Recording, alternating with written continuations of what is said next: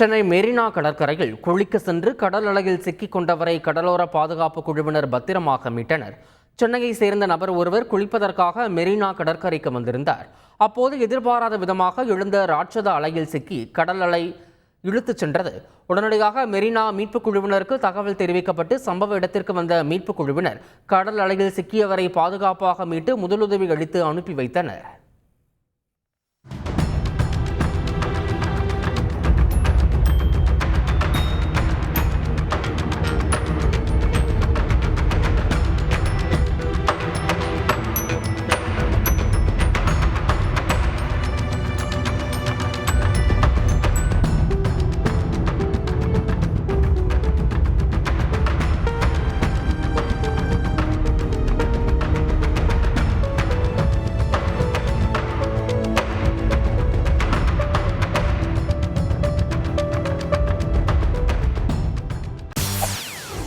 செய்திகளை உடனுக்குடன் தெரிந்து கொள்ள உடனே சப்ஸ்கிரைப் பண்ணுங்க.